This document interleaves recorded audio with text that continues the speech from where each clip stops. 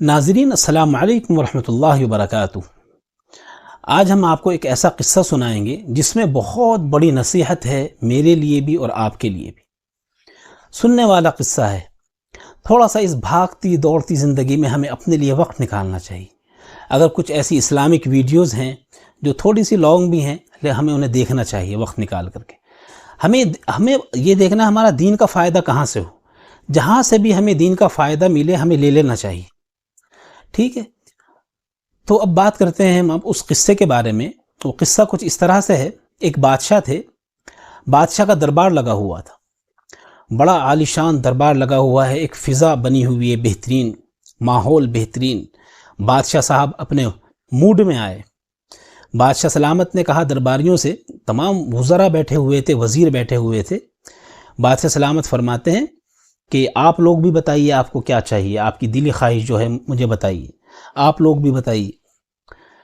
تو اچھا، بادشاہوں سے لوگ ڈرتے تھے سوال کرتے ہوئے، ان کا موڈ جب اچھا ہوتا تھا تب بھی بات کرتے ہوئے ڈرتے تھے۔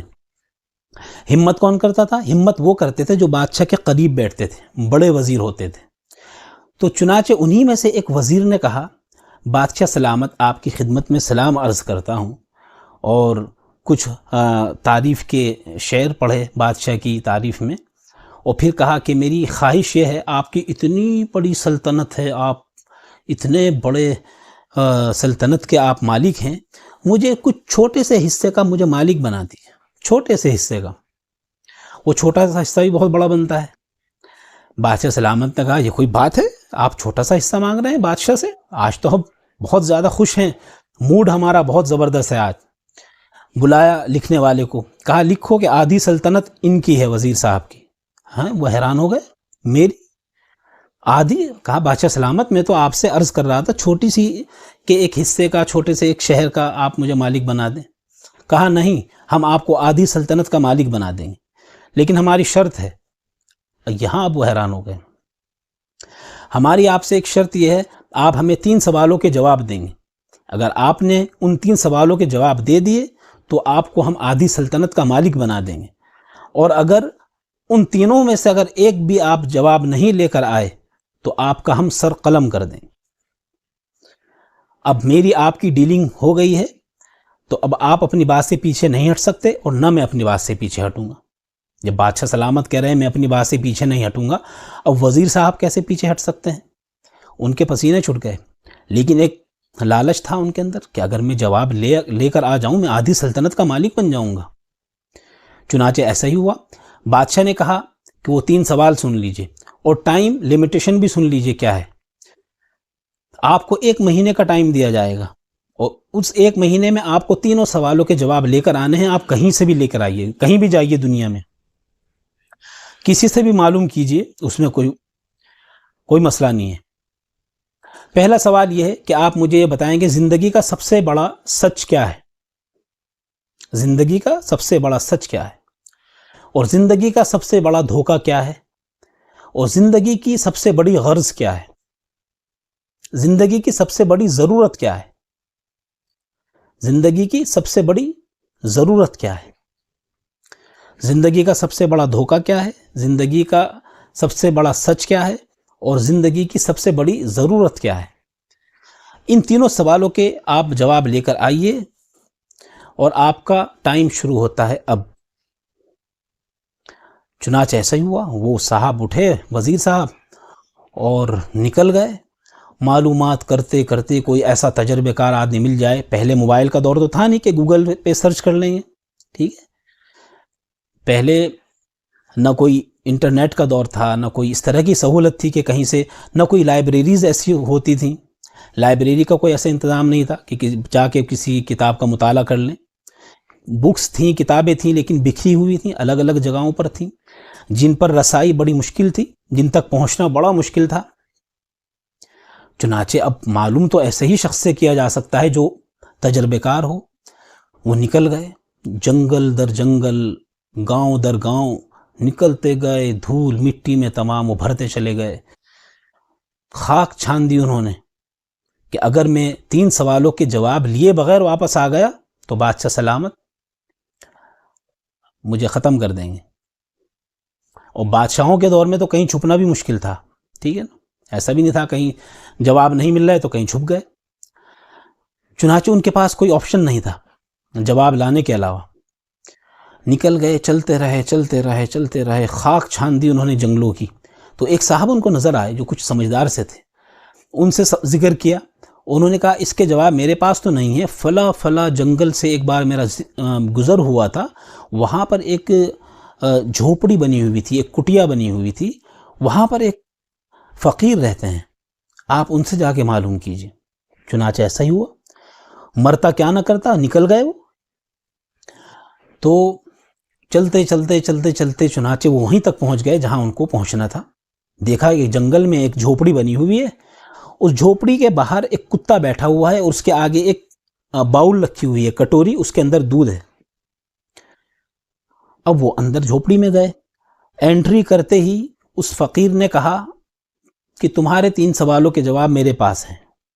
وہ حیران ہو گئے، اور پلس یہ بھی کہا کہ وزیر صاحب آپ کے 3 سوالوں کے جواب میرے پاس ہیں۔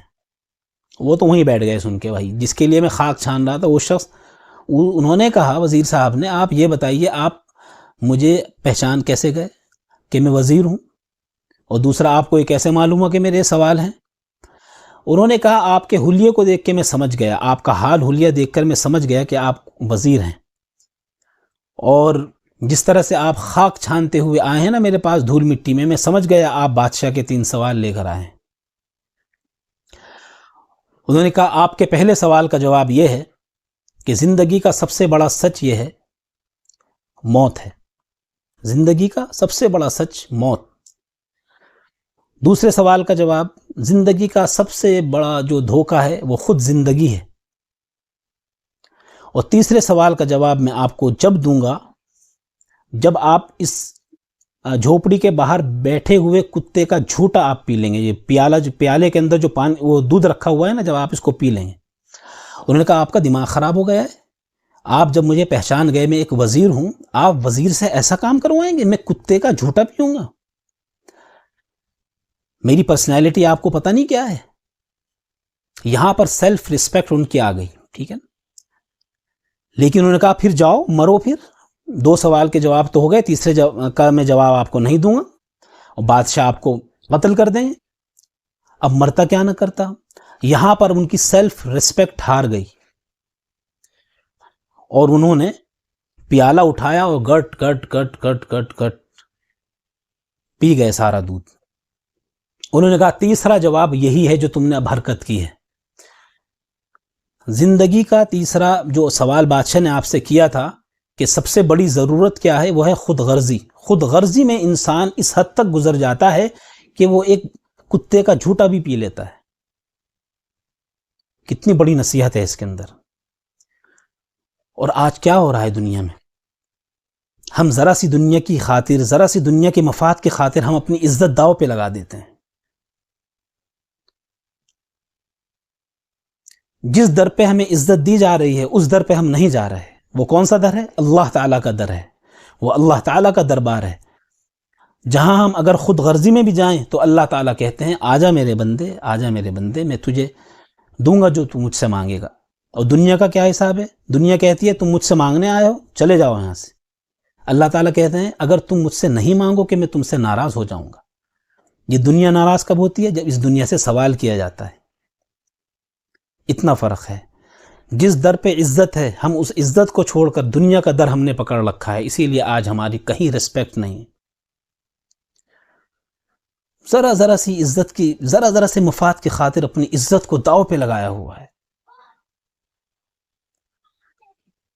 جہاں خود غرضی نہیں ہوگی وہاں اخلاص ہوگا، اور جہاں اخلاص ہوگا وہیں اسی دل میں اللہ تعالیٰ ہوں۔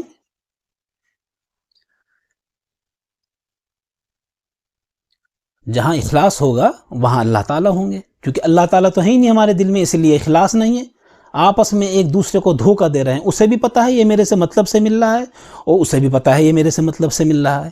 ایک دھوکے والی زندگی جی رہے ہیں اور اس کو ایک اچھا نام دے رہے ہیں، اس کو، اور دونوں کو پتہ ہے ہم دونوں ایک دوسرے کو دھوکہ دے رہے ہیں۔